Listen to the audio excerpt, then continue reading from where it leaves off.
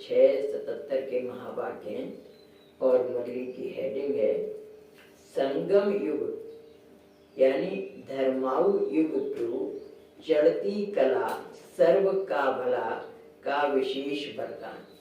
ये जो संगम युग है ये सबसे छोटा युग है। बकाया युग सब 1250 वर्ष के हैं, ये केवल 100 वर्ष का युग है। लेकिन इस युग में चढ़ती कला यानी सर्व आत्माओं का भला होने का विशेष वरदान है। पुरुषों में उत्तम बनाने का इस समय को वरदान है, इसलिए इसको पुरुषोत्तम संगम युग कहा जाता है। बाबा कह रहे हैं स्वयं को अनेक प्रकार के रायल रूप से बचाने की युक्तियां बताते हुए अव्यक्त बाप दादा ने महावाक्य उच्चारी। सभी समय के प्रमाण स्वयं को चढ़ती कला में हर सेकंड व संकल्प में अनुभव करते हो क्या? बाबा पूछ रहे हैं बच्चों से कि सभी समय के प्रमाण, जैसे समय का महत्व है ऐसे ही स्वयं को चढ़ती कला में हर सेकंड व संकल्प में अनुभव करते हो। यानी हर सेकंड आपको या आपके जो संकल्प आते हैं दिमाग में उनमें आपको कैसा अनुभव होता है? चढ़ती कला का होता है। क्योंकि यह तो सब जानते हो कि यह छोटा सा संगम युग ही चढ़ती कला का है। यानी यही ऐसा समय है जहां हम वर्थ नोटे पैनी से वर्थ पाउंड बनते हैं, यानी हम कौड़ी से हीरे तुल्य बनते हैं। तो ये चढ़ती कला का समय है। इस युग को व समय को ड्रामानुसार वरदान मिला हुआ है, चढ़ती कला सर्व का भला, और कोई भी युग को ऐसा वरदान प्राप्त नहीं है। और सब युग में हमारा डाउनफॉल होता जाता है। सोने से सतयुग से हम त्रेता में आते हैं तो चांदी की दुनिया आती है, और त्रेता से द्वापर में आते हैं तो तांबे की दुनिया आती है, फिर तांबे से हम लोहे की दुनिया में आ जाते हैं कलयुग में। हमारी गुण और विशेषताओं का भी वहाँ डाउनफॉल होता है। 16 कला से 14 कला, फिर 8 कला द्वापर में, फिर कलयुग में कला विहीन हो जाते हैं। लेकिन इस समय हम लोग जंप लगा के फिर सतयुग के लायक बनते हैं, 16 कला संपूर्ण बनते हैं। इसलिए ये चढ़ती कला का युग है। यह विशेष धर्माऊ युग भी कहा जाता है क्योंकि यथार्थ धर्म और यथार्थ कर्म करने वाली श्रेष्ठ आत्माएं इस धर्माऊ युग में पार्ट बजाती हैं। बाबा कह रहे हैं ये धर्म करने का भी युग है, धर्माऊ युग, क्योंकि इसमें यथार्थ धर्म और यथार्थ कर्म करने वाली, यानी हमारे लिए क्या श्रेष्ठ है धर्म और कौन सा कर्म हमें करना चाहिए, ये श्रेष्ठ आत्माएं इस धर्माऊ युग में पार्ट बजाती हैं। धर्म सत्ता, राज सत्ता, विज्ञान की सत्ता, सर्व सत्ताएं इस युग में ही अपना विशेष पार्ट दिखाती। यानी इसके ऊपर बाबा ने एक वाणी भी चलाई है कि धर्म सत्ता, राज सत्ता, विज्ञान की सत्ता, सर्व सत्ताओं का इस समय डाउनफॉल हो गया। सब में स्वार्थ, पद लोलुपता, ये सब बेकार आ गए हैं। तो बाबा कह रहे हैं कि इस समय हम बच्चे क्या हैं, अपना भी भाग्य बनाते हैं और विश्व का भी कल्याण करते हैं। तो धर्म सत्ता, राज सत्ता, विज्ञान की सत्ता, सर्व सत्ताएं इस युग में ही अपना विशेष पार्ट बजाती हैं। एंड ये सब राइटियस मार्ग पर आ जाती हैं। गलत बातें जो चल रही हैं वो खत्म हो करके धर्म सत्ता अपने धर्मानुकूल आचरण करने लगते हैं, और राज सत्ता वाले कुर्सी का लालच नहीं करते बल्कि समाज सेवा, विश्व कल्याण की भावना से फिर राजपद प्राप्त करते हैं। विज्ञान भी हमारी क्या हो जाती है, अभी विज्ञान में क्या है, एटम बम, मिसाइल बम बना रहे हैं और बड़ा खुश होते हैं कि हम दुनिया का विनाश कर देंगे, लेकिन इससे क्या होगा, सारी दुनिया ही एबोलिश हो जाएगी, खत्म हो जाएगी। और सतयुग में विज्ञान होगी, लेकिन वो विज्ञान कितनी राइटियस होगी, बटन दबाया विमान उड़ा। मतलब लाइटिंग की व्यवस्था भी ऐसी होगी कि किसी को करंट नहीं लगेगा। वहां की बिजली में किसी को करंट नहीं लगता है, बिजली होगी लेकिन ऐसे यहाँ पर तो करंट लग गया तो जान भी चली जाती है, लेकिन वहां ऐसा नहीं होगा। तो विज्ञान की सत्ता भी होगी लेकिन सबके कल्याणकारी होगी। मतलब यहाँ तो पायलट की ट्रेनिंग लेनी पड़ती है, ऐसे कोई विमान नहीं चला सकता, लेकिन वहां तो बटन दबाया विमान उड़ा, ऐसी साइंस की सत्ता हो गई। तो बाबा कह रहे हैं कि सब सत्ताएं अपने परफेक्ट पोजीशन में आ जाएंगी, प्रकृति के तत्व भी अपनी परफेक्ट पोजीशन में आ जाएंगे। अभी सब क्या हो गया, कलयुग के अंत में सब अनराइटियस व्यक्ति भी अनराइटियस काम करने लगे, गलत करने लगे, तो ये तत्व भी गलत काम करने लगे। जानवरों तक में हिंसक वृत्तियां आ गई, मारते हैं एक दूसरे को। वहां तो क्या होगा, शेर और गाय एक घाट पानी पियेंगे, सब चीज राइटियस, यानी फल फूल वृक्ष भी अपने बेस्ट परफॉर्मेंस, यानी फलों सब प्रकार के फल उपलब्ध होंगे। यहाँ तो क्या सीजन पर फल आता है, जो सीजन नहीं है उसका फल नहीं मिलेगा। वहां पर सब प्रकार के फल एट ए टाइम मिलेंगे। ऐसा नहीं है कि तरबूज के गर्मियों में ही आएगा तरबूज, वहां पर हर चीज अपनी श्रेष्ठ पोजीशन में होगी, चाहे वो प्रकृति हो, चाहे जानवर हो, चाहे मनुष्य हो, चाहे काम करने वाले हो, सब अपनी बेस्ट परफॉर्मेंस दिखाएंगे। तो बाबा कह रहे हैं कि धर्म सत्ता, राज सत्ता, विज्ञान की सत्ता, सर्व सत्ताएं इस युग में ही अपना विशेष पाठ दिखाती हैं। अर्थात इस समय ही ये तीनों सत्ताएं आत्माओं को प्राप्त होती हैं। ऐसे श्रेष्ठ समय की विशेष पाठधारी कौन है? ऐसा जब प्रकृति भी सुखदायी होगी, जानवर भी सब प्यार से रहने वाले होंगे, कहीं पर हिंसक वृत्ति होगी ही नहीं, तो ऐसी दुनिया में विशेष पाठ बजाने वाली भी आत्माएं भी कैसे होंगी, विशेष होंगी ना। तो ऐसे विशेष बच्चे हम और आप, मार्वलस शानदार आत्माएं इस समय में आती हैं, कीचड़ पट्टी वाली आत्माएं नहीं आती है सतयुग त्रेता में। तो बाबा कह रहे हैं ऐसे श्रेष्ठ समय के विशेष पाठधारी कौन है? स्वयं को ऐसे श्रेष्ठ समय पर पाठधारी समझते हो कि हम जब प्रकृति का भी सुख हो, तन का भी सुख हो, मन का भी सुख हो, धन का भी सुख हो, जन का भी सुख, हर प्रकार का सुख होगा, कोई जानेंगे ही नहीं कि डिसोबे कैसे कहा जाता है। यानी संकल्पों से चलने वाली दुनिया होगी। सतयुग में तो बहुत कम होगा। त्रेता में धनुष बाण दिखाते हैं राम के हाथ में, तो त्रेता में इस मुख का सहारा लेना पड़ता है। इस मुख की आकृति कैसी है, धनुष जैसी, त्रेता में मुख से बोलना पड़ेगा। सतयुग में तो इशारे से समझने वाली, संकल्पों से समझने वाली होंगे सब लोग। तो ऐसी श्रेष्ठ दुनिया जब होगी, हालात जब ऐसे होंगे, तो उसमें राज्य करने वाले भी बहुत मार्वलस, शानदार होंगे, राइटियस होंगे, जिसके लिए इंग्लैंड में कहा जाता है ना, king can do no wrong, वहां कोई गलत काम करने वाला होगा ही नहीं। ऐसी दुनिया बाबा निर्माण कर रहे हैं।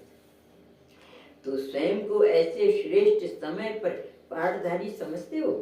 चढ़ती कला का आधार आप विशेष आत्माओं के ऊपर है। आपकी चढ़ती कला से ही सर्व आत्माओं का भला अर्थात कल्याण होता है। सर्व आत्माओं की बहुत समय की आशाएं मुक्ति की को प्राप्त करने की आपकी चढ़ती कला के आधार से ही पूर्ण होती है। यानी आत्माएं दुखी हो जाती हैं तो क्या चाहती हैं? मुक्ति मिल जाए, भगवान इस जन्म मरण से छूट जाए। भक्ति में क्या करते हैं, यही चाहते हैं ना, जन्म मरण से छूट जाए। तो बाबा कह रहे हैं सर्व आत्माओं की बहुत समय की आशाएं मुक्ति को प्राप्त करने की, तो आपकी चढ़ती कला के आधार से ही पूर्ण होती है। यानी हमारी जैसे जैसे चढ़ती कला होती जाती है, वैसे ही हमारे अंदर से भी सबके लिए कल्याण की भावनाएं पैदा होती है। सबका भला हो जाए, सबके रोग दूर हो जाएं, सबकी परेशानियां दूर हो जाएं। तो ये जो सब शुभ संकल्प सबके लिए आना शुरू होते हैं, तो बाबा क्या कहते हैं, आपकी चढ़ती कला के आधार से उनकी क्या हो जाती है, मुक्ति हो जाती है। जो आत्माएं बंधनों में फंसी हुई हैं, वे आत्माएं भी बंधन मुक्त हो जाती है। चाहे वो परिवार का बंधन हो, चाहे रोग का बंधन हो, चाहे समाज का बंधन हो, सारे बंधनों से आत्माएं मुक्त हो जाती है। तभी तो कहा जाता है ना, जीवन मुक्त। जीवन में रहेंगे, सब सुख होंगे, लेकिन रहते हुए बंधन कोई नहीं होगा। यहाँ तो कितने बंधन है, वहां पर कोई ऐसे बंधन नहीं होते, न समाज का, न परिवार का, न संतान का, न तन का, न मन का, न धन का, किसी प्रकार का बंधन नहीं होता है।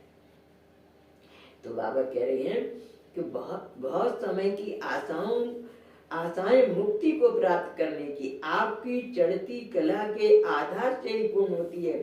सर्व आत्माओं की मुक्ति प्राप्त करने का आधार आप आत्माओं के जीवन मुक्ति की प्राप्ति है। यानी उन आत्माओं को कैसे होगा, कैसे प्राप्ति होगी कि सर्व आत्माओं की मुक्ति प्राप्त करने का आधार आप आत्माओं के जीवन मुक्ति की प्राप्ति है। हम बच्चे जीवन में मुक्त स्टेज में रहेंगे, किसी को किसी प्रकार का बंधन नहीं होगा, तो हमारे वाइब्रेशन से उनके बंधन भी खत्म हो जाएंगे।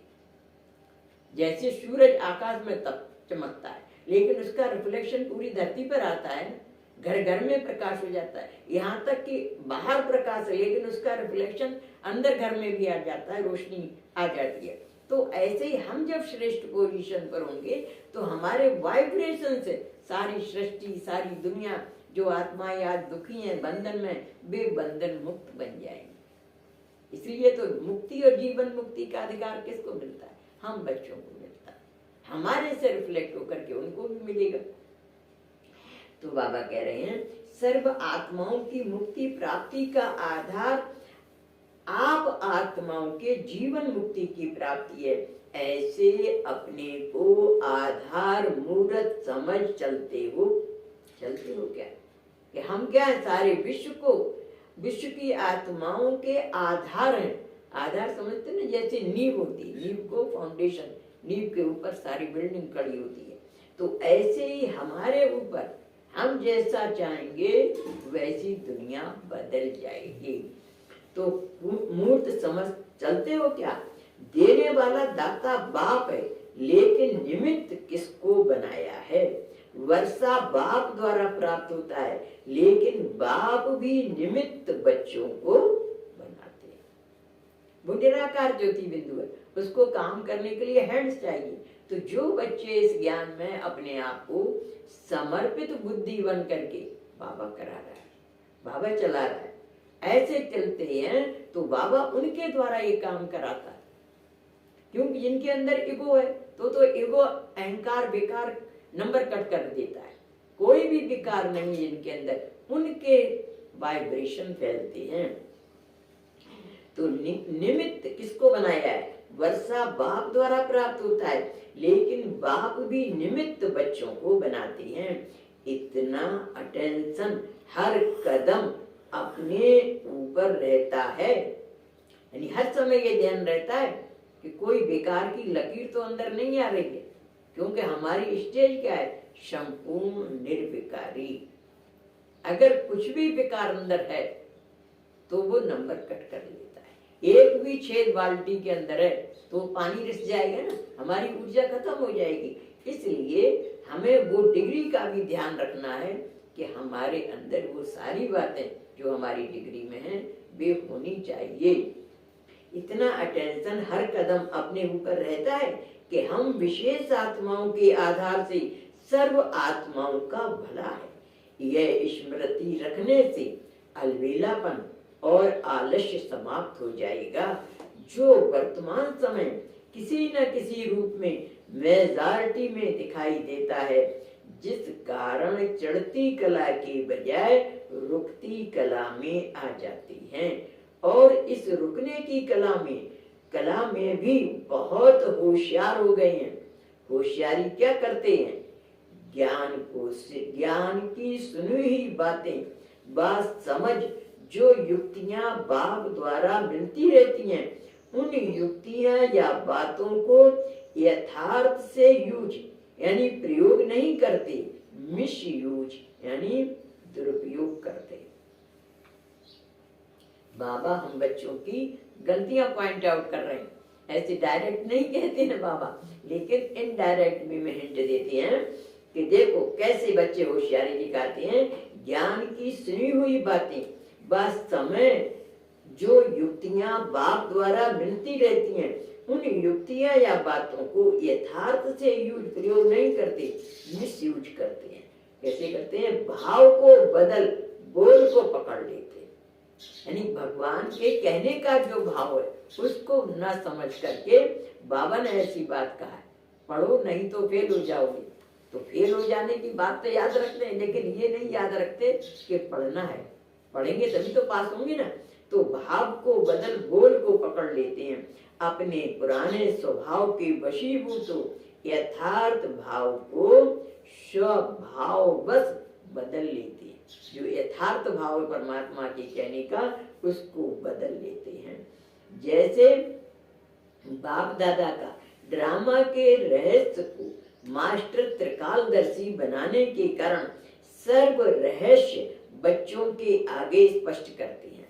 बाप ड्रामा के राज अनुसार पुरुषार्थियों के नंबर व राजधानी के रहस्य सुनाते हैं कि ड्रामा में राजधानी में सब प्रकार के पद पाने वाले होते हैं। वह माला नंबरवार बनती है तो सब महारथी तो बनेंगे नहीं, अथवा सभी विजय माला में तो आएंगे नहीं, सब महाराजा तो बनेंगे नहीं। इसलिए हमारा पार्टी ऐसा दिखाई देता है।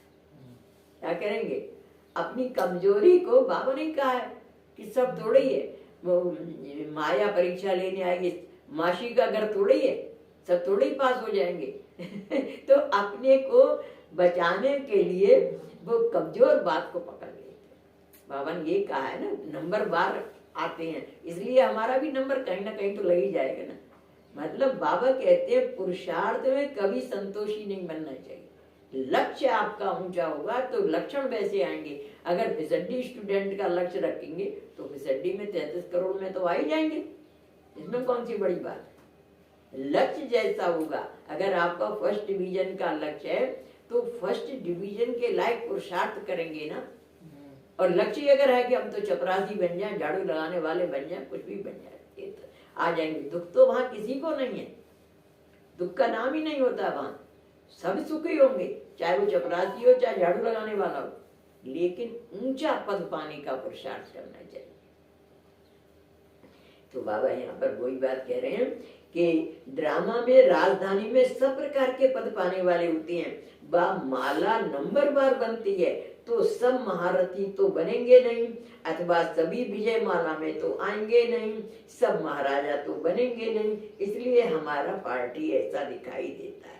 बाप सुनाते हैं एडवांस में जाने के लिए, लेकिन बच्चे करते एडवांस में जाने की बजाय उल्टा एडवांटेज यानी लाभ उठा लेते हैं। बाबा ने तो कहा ये बात है, कमजोरी को पुरुषार्थ की बजाय, मेहनत करने की बजाय ये उठा लेते। बाबा ने तो कहा है ना, तो लाभ उठा लेते हैं, अर्थात अपने अलबेलेपन और आलस्य को नहीं मिटाते, लेकिन बाप की बात का भाव बदल उसी बात को आधार बना देते हैं और बाप को सुनाते हैं कि आपने ऐसा कहा। इसी प्रकार अपने भिन्न भिन्न स्वभाव के बस यथार्थ बातों का भाव बदल रुक्ति कला की बाजी बहुत अच्छी दिखाते हैं। यानी पुरुषार्थ में तीव्रता नहीं लाते, क्या हो जाते हैं? रुक्ति कला की बाजी बहुत अच्छी दिखाते हैं। माया जीत बनने की युक्तियों को समय पर कार्य में लगाने का अटेंशन खुद कम रखते हैं, लेकिन आपको बचाने का साधन बाप के बोल को यूज यानी प्रयोग करते हैं। क्या कहते हैं? आपने ही तो कहा है कि माया बड़ी दुस्तर है, ब्रह्मा बाप को भी नहीं छोड़ती, महारथियों को भी माया मार डालती है। जब ब्रह्मा बाप को भी नहीं छोड़ती, महारथियों को भी नहीं छोड़ती, तो हमारे पास आई और हार खाई तो क्या बड़ी बात, अपने को बचा लेते हैं, क्या बड़ी बात है। यह तो होना ही है, अंत तक यह भी चलना ही है। इस प्रकार पुरुषार्थ में रुकने के पूर्व अपना आधार बनाए चढ़ती कला में जाने से वंचित हो जाते हैं, यानी अपने आप को बचा लेते हैं। लेकिन उसका घाटा कितना बढ़ना पड़ता है, यही जन्म में पुरुषार्थ करने का पूरे कल्प भर का घाटा हो जाता है। हर जन्म में भाग्य बनाने का मौका मिलेगा क्या? इस समय भगवान ने बच्चों के हाथ में कलम दे दिए, जितना चाहो अपना भाग्य बना लो। हर जन्म में ये लॉटरी नहीं है कि जितना चाहो भाग्य बना लो। इसलिए गीता में कहा है कि man is the maker of his destiny, मनुष्य अपने भाग्य का निर्माता स्वयं है। कब है? इस समय। इस समय बच्चों के हाथ में भगवान ने कलम दिए, लिख लो अपना भाग्य जितना चाहो। अगर प्रवृत्ति कला में आ जाएंगे तो हमारा भाग्य प्रवृत्ति कला का ही तो हो जाएगा ना, हर जन्म में फिसड्डी बन जाएंगे। इसलिए बाबा कहते हैं पुरुषार्थी बनो, आराम हराम है। इसलिए कहा इस समय राम काज कीने में मोह कहाँ विश्राम। ये हनुमान जी कौन है? हम और आप ही हैं। जब तक भगवान का कार्य पूरा नहीं होता, हमारा सत्युग का झंडा लहराता नहीं है, तब तक हमें आराम हराम है। तो बाबा कहते हैं इस प्रकार पुरुषार्थ में रुकने के मूल अपना आधार बनाए चढ़ती कला में जाने से वंचित हो जाते हैं। बाप कहते हैं माया आएगी, लेकिन माया जीत जगत जीत बनना कौन गाए हुए हैं? अब बाबा समझा रहे हैं कि बाबा ने तो कहा है माया आएगी, माया तो अंतिम समय तक पेपर लेगी, लेकिन माया जीत भी तो बनना है ना। माया जीत कौन बनेंगे? हम और आप ही तो बनेंगे ना। कोई तो बने होंगे ना जिनका गायन है, उनमें हम और आप अपने आप को कंसीडर करो कि हम ही है वो महारथी जिन्होंने माया को जीता था। तब आपके अंदर बोल्डनेस आएगी। तब बाबा कहते हैं माया जीत जगत जीत बनना कौन गाए हुए हैं? अगर माया ही ना आवे तो बिना दुश्मन का सामना करने कोई विजयी कहलाते हैं क्या? अगर माया नहीं आएगी तो आपको मालूम कैसे पड़ेगा कि हम कितने पानी में, हम माया जीत बन सके हैं कि नहीं बन सके हैं? तो कौन कोई विजयी कहलाते हैं क्या? माया आएगी लेकिन हार खाना, यह तो बाप ने नहीं कहते कि माया से हार खा जाओ। माया पर वार करना है, न कि हार खाना है। कल्प कल्प के विजयी रतन है और विजयी बनकर ही दिखाएंगे। यह समर्थ बोल भूल जाते हैं। ये नशा अपने अंदर लाओ। हम कल्प कल्प की विजयी आत्माएं और हमें सफलता समर्थ बोल के हमें विजय हासिल करनी ही है, ये समर्थ बोल भूल जाते हैं। लेकिन अपनी कमजोरी के कारण बाप के बोल को भी कमजोर बना देते हैं। जैसे ब्रह्मा बाप ने माया जीत बन जगत जीत का पद प्राप्त कर ही लिया, जो कल्प कल्प की नूंद यादगार रूप में भी है। तो जैसे बाप ब्रह्मा ने माया प्रबल होते हुए भी स्वयं को बलवान बनाया, न कि घबराया। यानी आप किसी से दूसरे से तुलना नहीं करो। तुलना करना है तो ब्रह्म बाबा की लाइफ हिस्ट्री पढ़ो। उनके जीवन में कितना स्ट्रगल आई, उन्होंने कभी हार मानी। तो हमें किसी बहन भाई को नहीं देखना। कोई कमजोर बहन भाई हो तो उसको हम देख करके नहीं अपनी स्थिति खराब करें। उसने भी कर दिया, आपने भी कर लिया तो क्या हो गया। अपने आप को माफ कभी नहीं करो, बस दूसरे को चाहे माफ कर दो, लेकिन अपने आप को माफ करते रहे चलेगा तो आगे नहीं बढ़ पाएंगे। हम सब रेस के मैदान में हैं, बहुत सारे स्टूडेंट्स हैं, तो उनमें वो आगे नंबर ले जाएंगे ना। इसलिए इस समय अपने आप को कड़ी निगाह अपने ऊपर रखो, तब आगे बढ़ पाएंगे। बाबा कहते हैं जैसे बाप ब्रह्मा बाप ने माया प्रबल होते हुए भी स्वयं को बलवान बनाया, न कि घबराया। तो ऐसे फॉलो फादर, बाप के पद चिन्हों पर चलो, विजयी बनने का भाव उठाओ, पुरुषार्थहीन होने का भाव अपने अल्प बुद्धि के प्रमाण समझते हुए स्वयं को धोखा मत दो। बाप के हर बोल में हर आत्मा के तीनों काल का कल्याण भरा हुआ है, तभी विश्व कल्याणी गाई हुई है। कल्याण के बोल को स्वयं के अकल्याण कार्य में न लगाओ। भगवान ने कल्याण के लिए कहा है, लेकिन इसका मतलब ये नहीं कि अपना ही अकल्याण कर लो।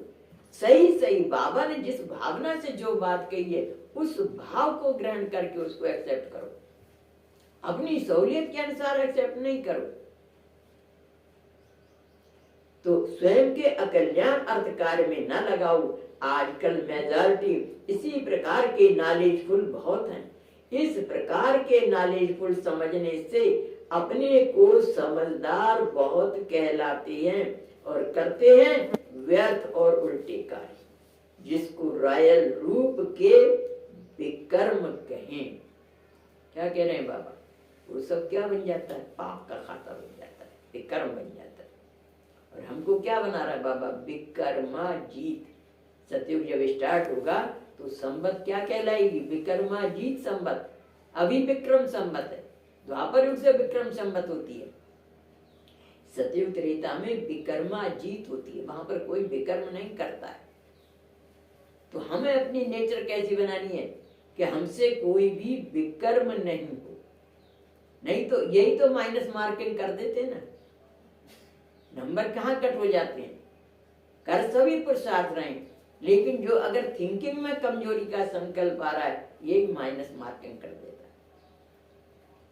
तो बाबा कहते हैं कि अकल्याण अर्थ कार्य में ना लगाओ। आजकल मेजॉरिटी इसी प्रकार के नॉलेजफुल बहुत हैं।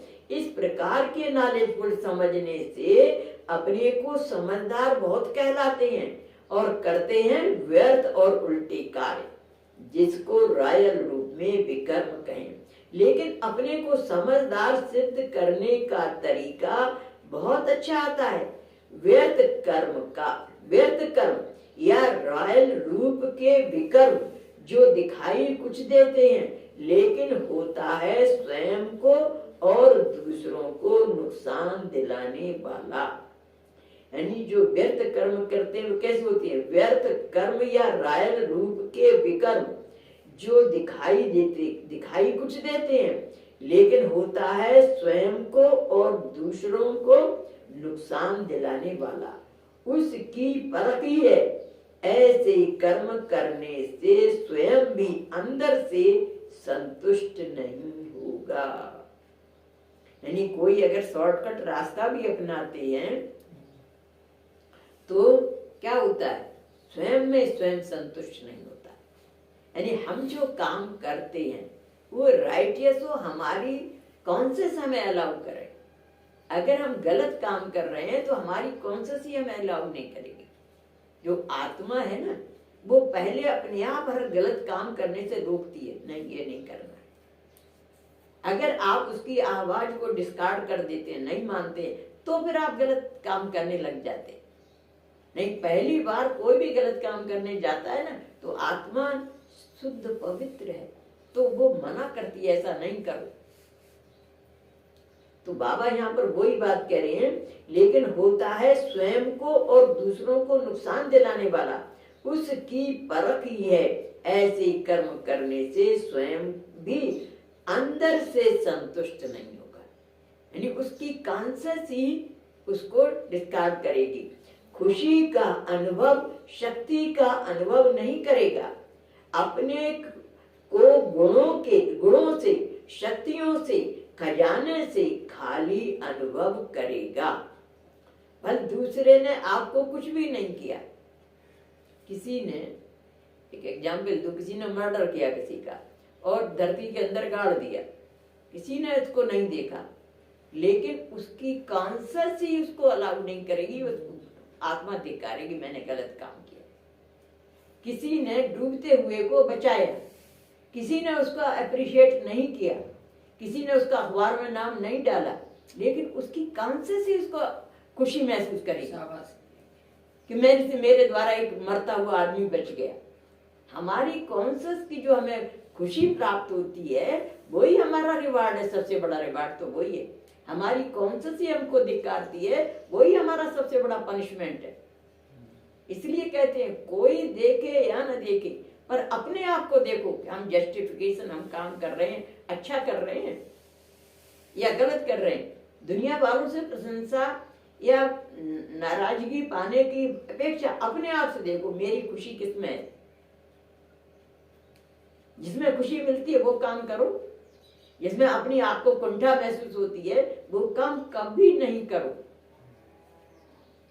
तो बाबा यहाँ पर यही बात कह रहे हैं कि उसकी परखिए ऐसे कर्म करने से स्वयं भी अंदर से संतुष्ट नहीं होगा, खुशी का अनुभव, शक्ति का अनुभव नहीं करेगा, अपने को गुणों से, शक्तियों से, खजानों से खाली अनुभव करेगा। लेकिन बाहर से देह अहंकार के कारण, समझ का अहंकार होने के कारण अपनी समझदारी को स्पष्ट करता रहे, बस दूसरों से अप्रिशिएशन पालेगा, लेकिन उसकी कॉन्शियस अंदर से उसको धिक्कारती रहेगी।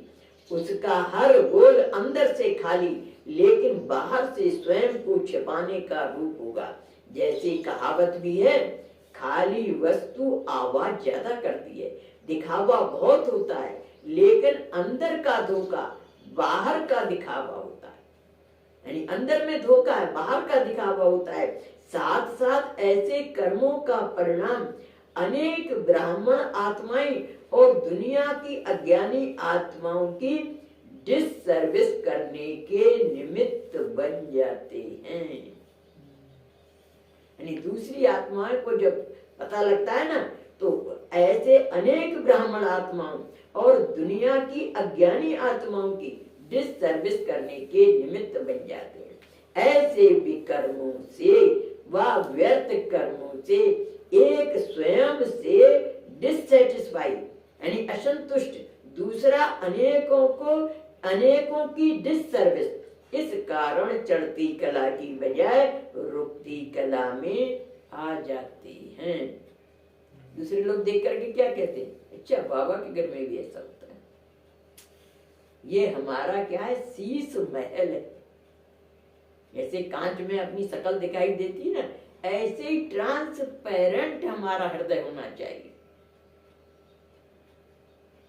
तभी दूसरों की दुआएं मिलती हैं। नहीं तो क्या कहेंगे, अंदर कुछ है बाहर कुछ है। तो चढ़ती कला की बजाय रुकती कला आ जाती है। अपने आप को चेक करो, चलते चलते खुशी कम क्यों हो जाती है, या तीव्र पुरुषार्थ का उमंग उत्साह कम क्यों हो जाता है।